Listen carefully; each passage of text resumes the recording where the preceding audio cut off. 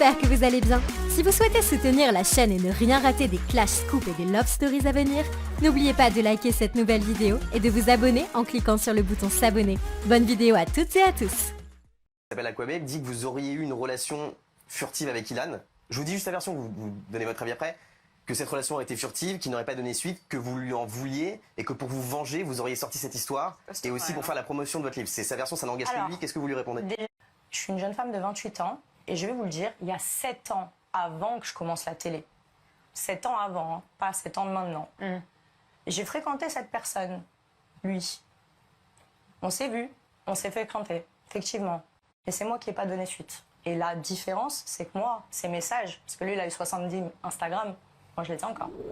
D'accord. Voilà. De personnes qui me disent tu me réponds plus, tu fais la meuf, nanana, nanana. Pour plein de raisons. D'accord? Déjà, je vais vous dire une chose. J'ai refusé que ce plateau fasse la promotion de quelconque de mon travail que je suis en train de faire actuellement qui ne me concerne absolument pas ce sujet-là. Je suis pas venue pour jouer au billes, déjà. En plus, vous me parlez d'un blogueur contre qui j'ai porté plainte, qui a eu de rappel à la loi, qui ne s'est jamais présenté pour harcèlement me concernant, d'accord?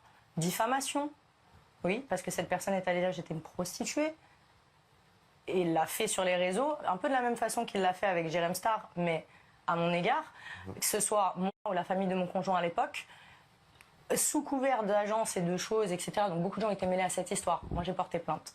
Donc moi, je vais être honnête avec vous parce qu'aujourd'hui, j'ai rien à cacher et que je sais que ce jeune homme pense qu'il y a des choses qui peuvent m'incriminer. Les amis, j'espère que vous allez bien. Moi, ça va super. Depuis hier, je reçois énormément de messages, que ce soit sur Snap, Instagram, Twitter, peu importe, concernant le passage TPNP.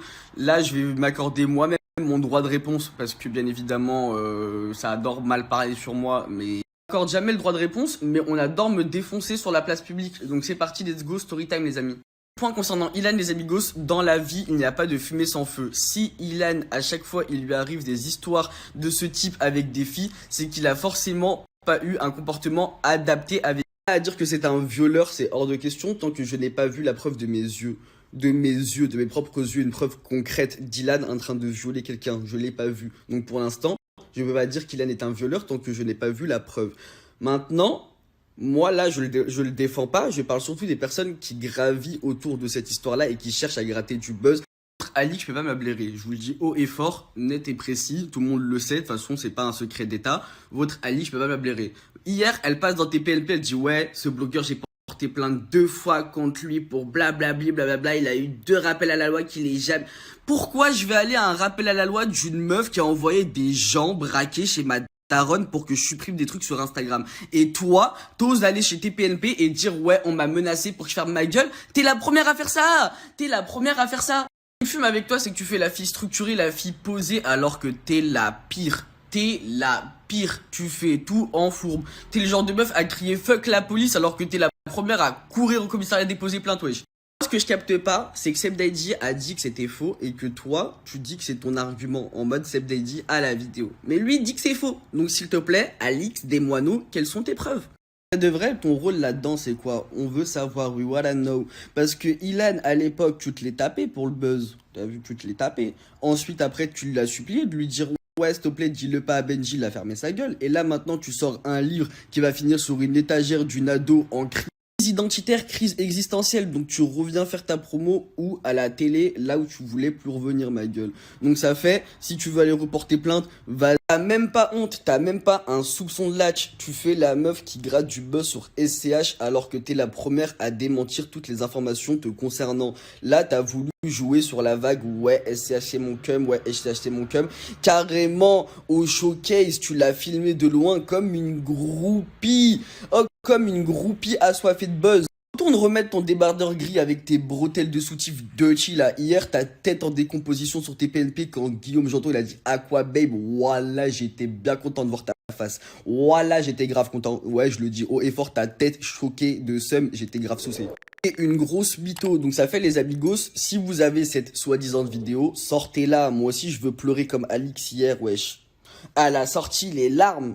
Sur le plateau, je veux pleurer comme elle. Je pense qu'on veut tous pleurer comme elle. On veut tous voir la vidéo et on veut tous pleurer comme elle à chaudes larmes.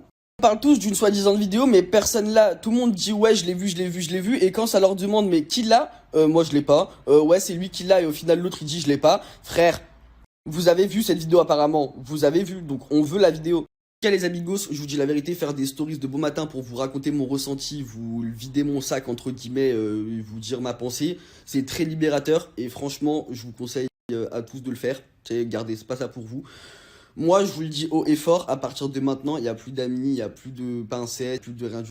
Quand j'ai fait mon émission, pas un candidat m'a soutenu, alors qu'en vrai, c'est les premiers à chouiner quand je sortais un scoop sur eux ou que je sortais leurs photos de leur cum, à m'appeler, à pleurer, à dire ouais, s'il te plaît. Pour qu'au final, je les vois dans d'autres émissions, sur d'autres chaînes, sur d'autres trucs. Par contre, moi, je tiens à faire une story là pour féliciter Nabil. Sans amertume, sans rien du tout, je suis content pour mon confrère Nabil, pour son émission, en espérant qu'elle continue, qu'elle se développe, qu'il continue à ramener d'autres personnes et tout. Franchement, lourd.